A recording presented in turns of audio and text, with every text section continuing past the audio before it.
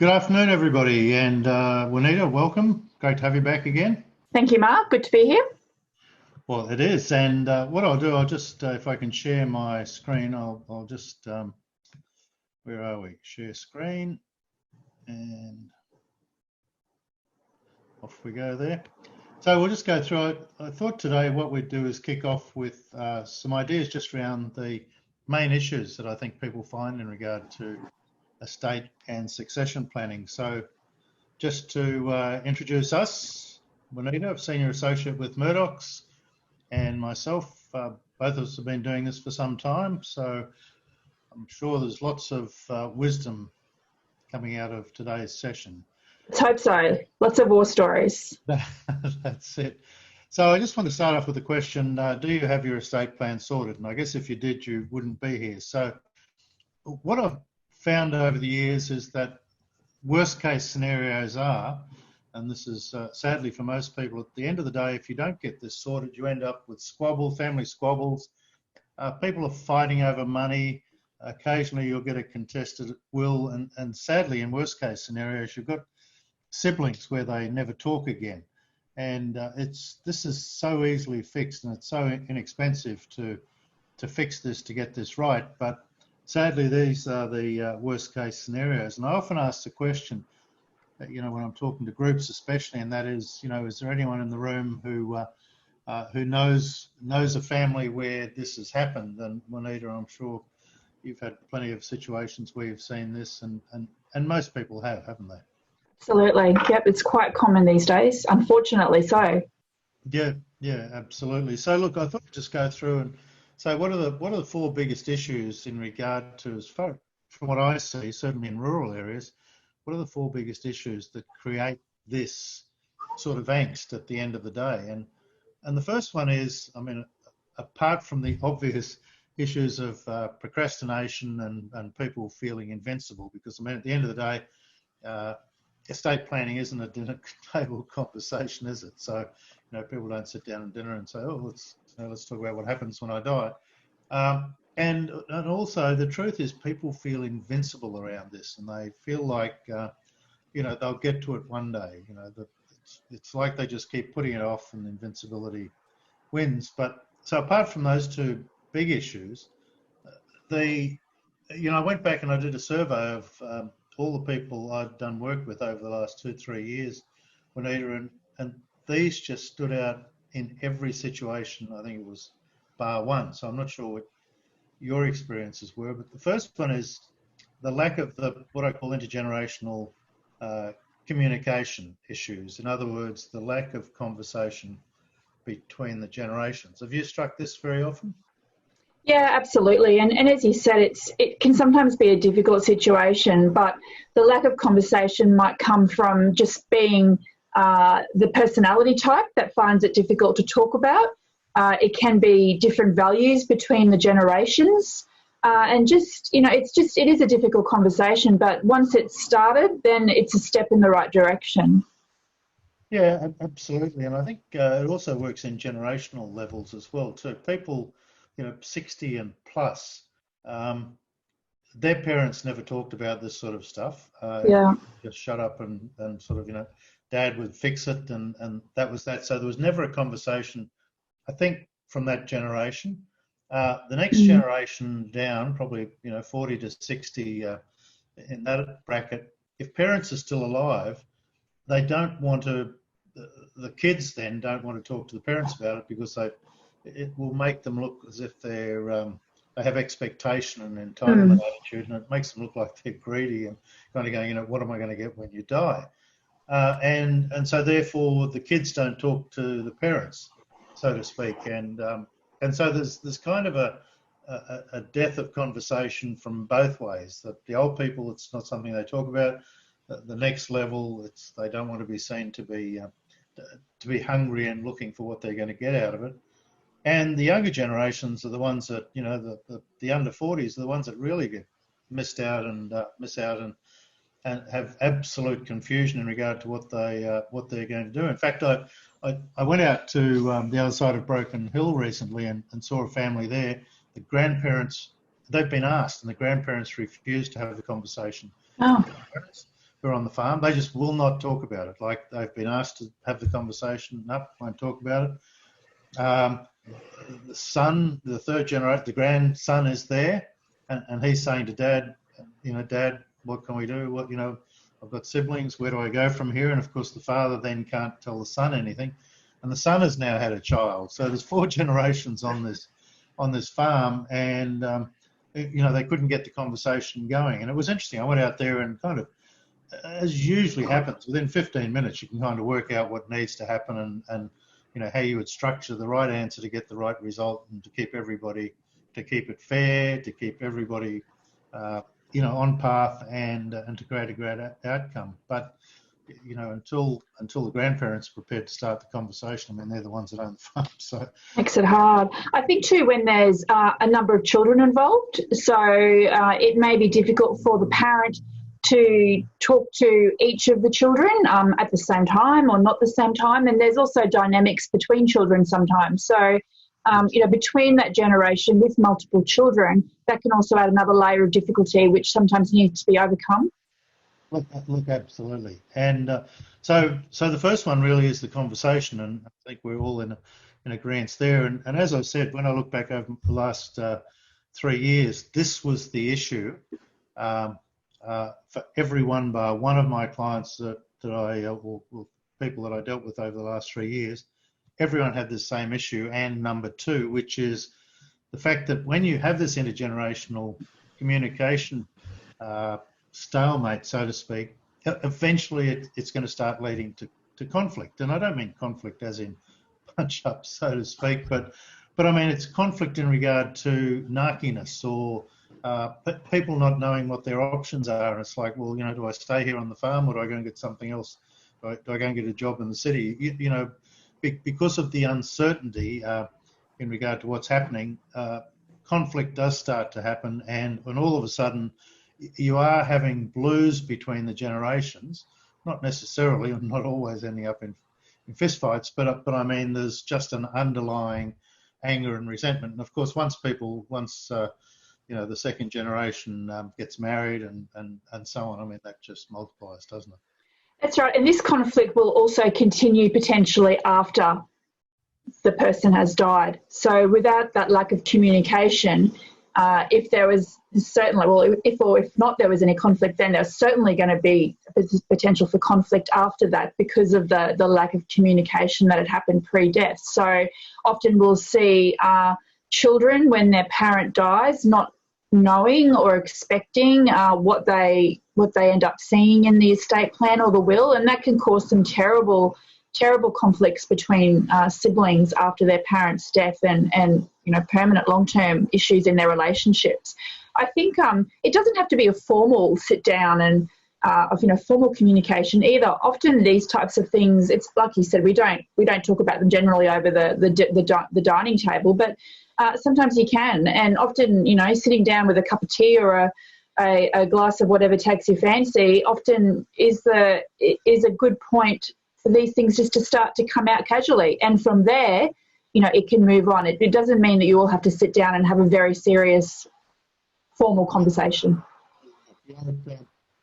Having done some presentations at the young beef producers out of Roma over the last few years, it's been interesting because they're the under 30-year-old kids, so to speak, kids that are at those functions. And when I present those functions, it's amazing how many people come up and they just don't know how to start the conversation, which is actually number 4. But they don't know how to get mum and dad talking about it, and therefore everyone just lives in this sort of limbo, which really leads into the third issue, which is nobody's talked about a documented plan. There's no discussion around such, and nobody's going to start the conversation. So especially like, for example, this person in the other side of Broken Hill I was talking about.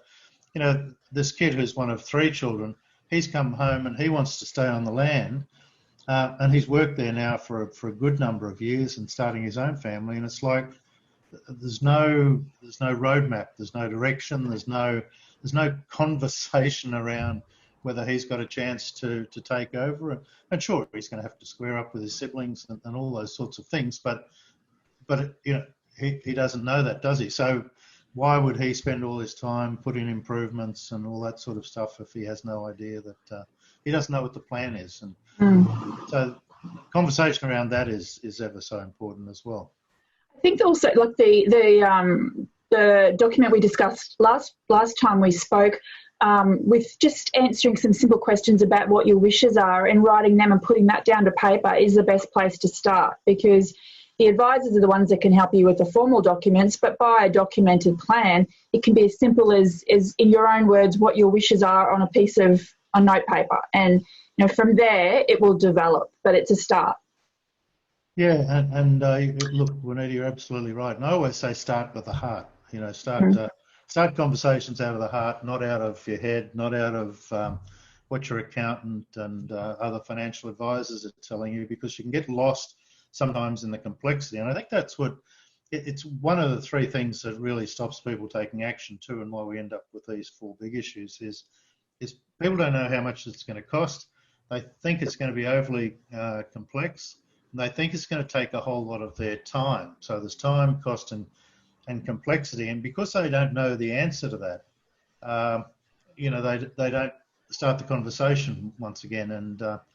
And you're right. If someone can just sit down and say, hey, look, forget the money, forget what you own, forget what you owe. Let's just tell me in your heart, as the kids were growing up, what was your wishes for your children? What's the wishes for your business, and so on. And sometimes that's the greatest place to start, is just having a conversation about what your dreams and aspirations are, not getting tied up with how much you owe, how much you own, and how you're going to make it.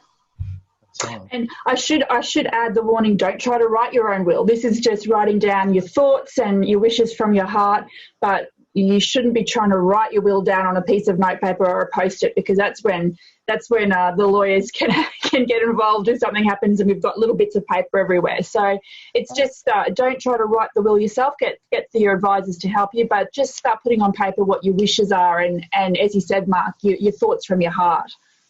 Yeah, look, absolutely. And dare I use the quote, the power of great questions, but I mean, the truth is, the skill that we have, Juanita, is knowing the questions to ask. And one of the most common questions is that people don't know what they don't know, or as Donald Rumsfeld would say, the unknown unknowns.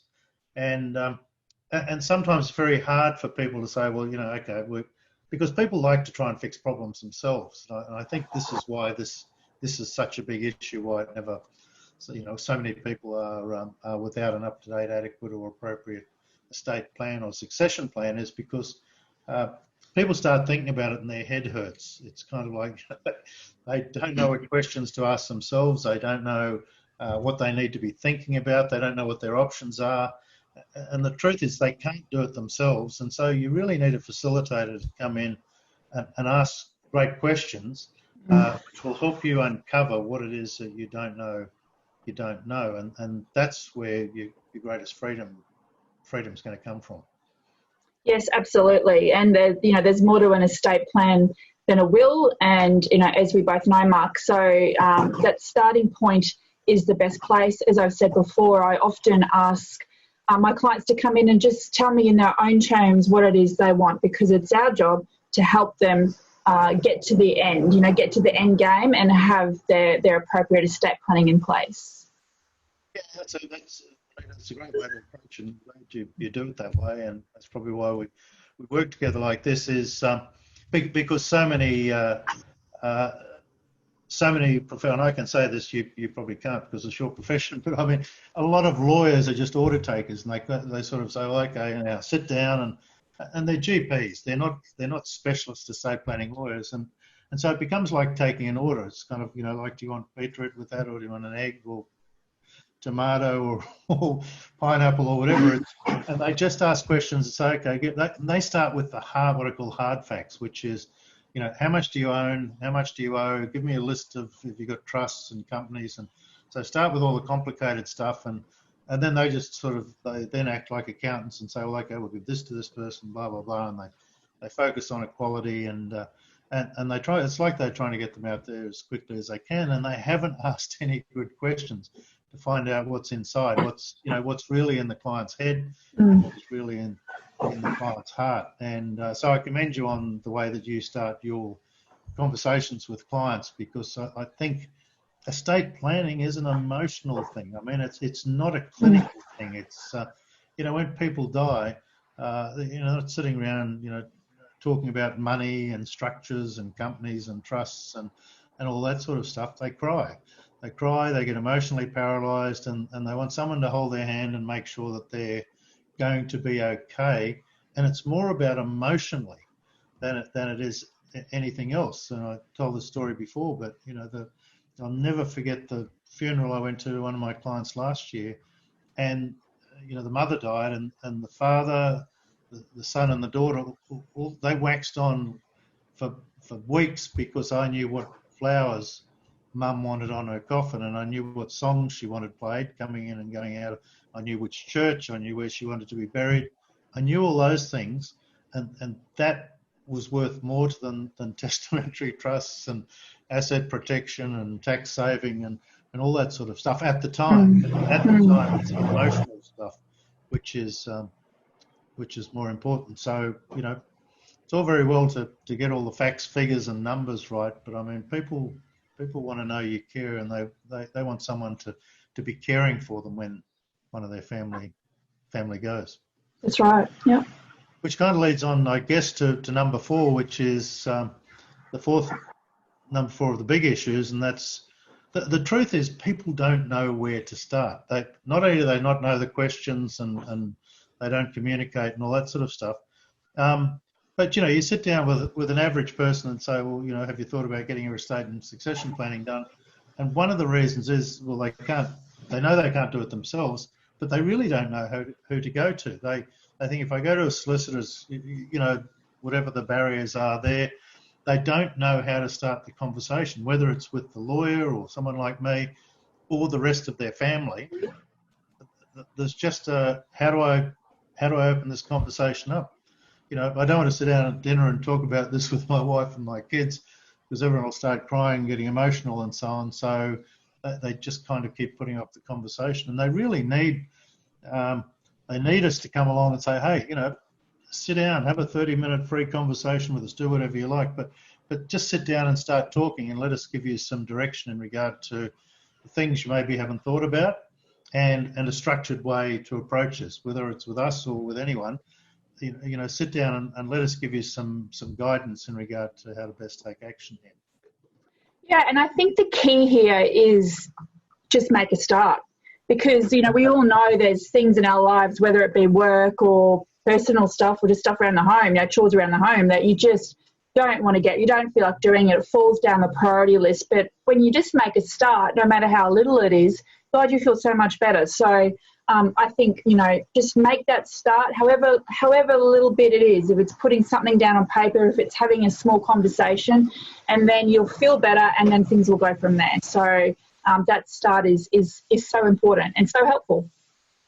Look, absolutely, Juanita. I'm sorry for all the slides running there. I lost my little mouse pointer to bring us back to this screen. So I apologise for all those things flashing in front of you there while you were trying to talk. But from a general point of view, I thought today was just a good opportunity, before we start talking about some of the answers to questions that people might have. I thought it was worthwhile talking about what tends to trip people up in regard to this whole topic, in regard to this whole conversation, and to help people who might be listening to understand it's normal to be feeling the way that they are.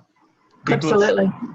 Because what we've just described, there's a 99% chance that whoever's watching this is saying, yeah, well, that kind of, one of those 4 things especially, or 2 or 3 of those, or all of those things are me.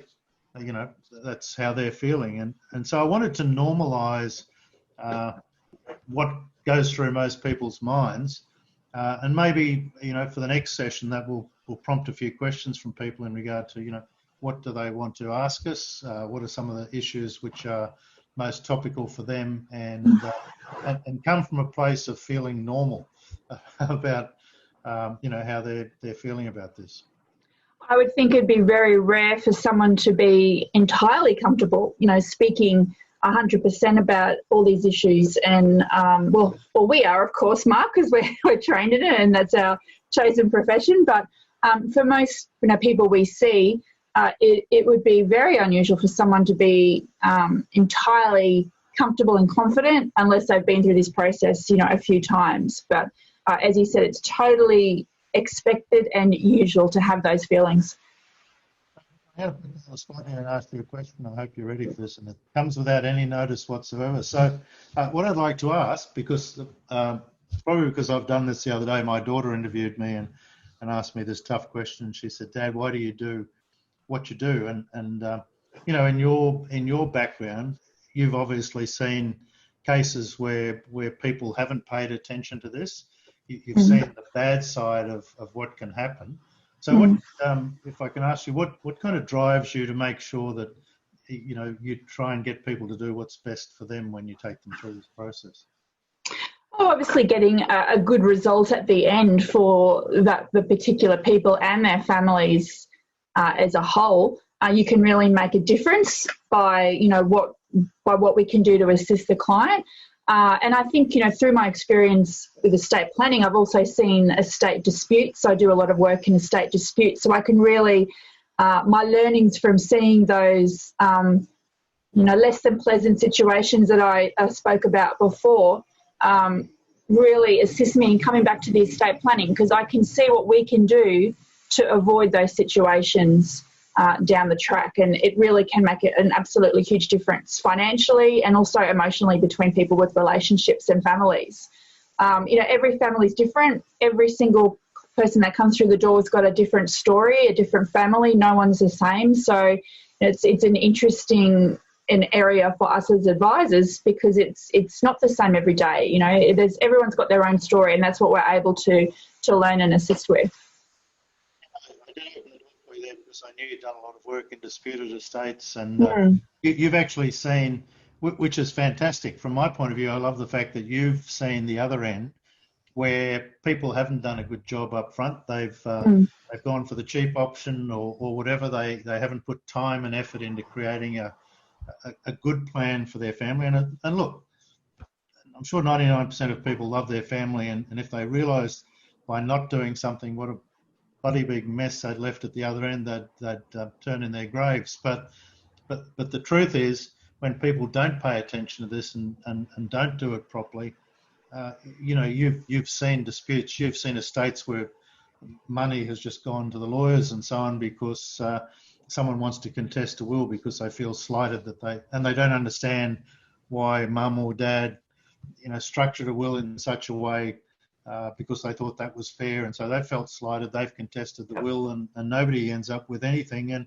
And the worst part is families that never talk to each other again, where the kids, you've raised children and you've given them a great education and you've given them a start in life, and over something silly like money or not paying attention to the stuff that we do, kids just never talk to each other again. And as a parent, that's kind of like the worst scenario, isn't it?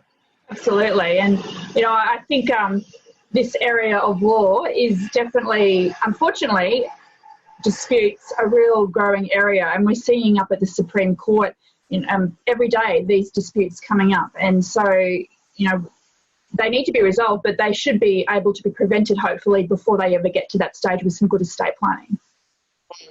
That's my motivating thing is if you can have the communication, if you can create the family, you understand with my process, we, as the non-lawyer in this arrangement, I do all the human stuff, all the, try and get the relationships right, the conversations going, and have simple English conversations with people. And if what I like to do is to take each of the family members off individually. So I have conversation with mum and dad, then I talk to each of the kids individually to find out what their thoughts, expectation, their gratitude, their entitlement, whichever angle they're coming from. And then from that, and I guess this is my skill, is being able to say, well, okay, I've spoken to everyone individually and privately so that, it's not shared. I know how to now put this together so that effectively And there may be compromises here and there, but effectively everyone's going to be happy with the outcome, or everyone's going to be understanding of the outcome. And I keep coming back to conversation, but I mean, at the end of the day, it is the conversations that you have so that people understand why you're doing something. And if you don't have the conversations before you die, you're just setting yourself up for an absolute bloody fight at a blue after the funeral, when they're all sitting there in the solicitor's office going, okay, read me the will, and they go, bugger this, why didn't I get this, why didn't I get that? So if everyone understands before you go, then you're really eliminating 99% of the chance of contested will and squabbles. Yeah, I agree. The key word is understanding. So people, they may not be entirely happy, but they understand why. Yeah, sure. And but also the other thing is too, we bring to the table, Juanita, the conversations that a family can't have themselves. So mum and dad can't sit down with the kids and have the conversations with people. You need an outsider to come in and have those classified conversations with the children, so that a lot of times I'm the bad guy. It's like mum and dad say, this is why we're doing it this way. And I go, okay, well, I'll be the bad guy. I'll go and explain to the kids why you're setting it up in this particular way. But at least the kids understand, and if anything, they're going to blame me because I've set it up for tax reasons, or whatever I've come up with, or whatever the real reason is for the way they've done things. But yeah, it's that understanding, and that's the key to it. Communication. And let me just say, communication is just the key to getting this sorted. Absolutely, we'll let you be the bad cop, Mark. Yeah, I'm good at it, evidently. But I mean, look, when I first see clients, I mean, as the facilitator, so I'm not the lawyer, I'm the facilitator that brings all this stuff together, and then comes to you to get the documentation done in the good process that you guys have. But when I sit down and talk to mum and dad, the first thing I always say is, okay, and this isn't being sexist, it's just, I'm here, mum, so if anything happens to dad, now this is assuming dad's running the farm or he's the breadwinner or whatever, I say, I'm here to make sure, first of all, mum's okay. So if anything happens to dad, mum doesn't know how to run the car dealership, the business or whatever, the farm, the cattle station, whatever, that she's going to be okay. So that's my first priority. And I say my second priority is that the kids will still get together at Christmas as mates and still have a nice time every year, even after you're gone. And they won't be sitting around squabbling over money, and they won't be not talking to each other because somebody got the wedding ring and somebody didn't get the wedding ring. All that conversation will have been had before that time. You're right. And often the mum with the amazing business, dad won't know how to run that either. That's right. So glad you balanced that up. Because there are a lot of mums, and that's the interesting thing about the Young Beef Producers Forum, is it's the young ladies that come up afterwards, and they seem more interested in all this sort of stuff. They're more concerned about getting this right, because they don't want the arguments with their brothers and so on. They don't want the arguments with dad. They don't want the arguments with their brother and mum and everything else. So, yes, these days women are just as powerful as the men are. Am I okay now? You're okay. You're okay. Okay. Juanita, look, it's been great. Thanks for joining again today. Anything you want to finish off with before we wind up? No, great. Thanks for having me. I think it's all this sort of conversation's quite intangible stuff, but really important, and leads on to the more nuts and bolts of the estate planning. Yeah. So look, for anyone who's watching this, if you've got any questions, we've sort of got an agenda for things that we'll talk about if we don't get questions over the next few fortnights. We intend to keep this going in the long term. But if you have got any questions, please send them in to either one of us. You'll find if you rewind the video, you'll find our details at the start of this. And please just send us an email, give us a phone call, either Juanita or myself, Mark Westcott, and we'll make sure that they're answered in the next session. So thanks for your time today, Juanita. Thank you. Great. And thanks for everyone watching. See you next time.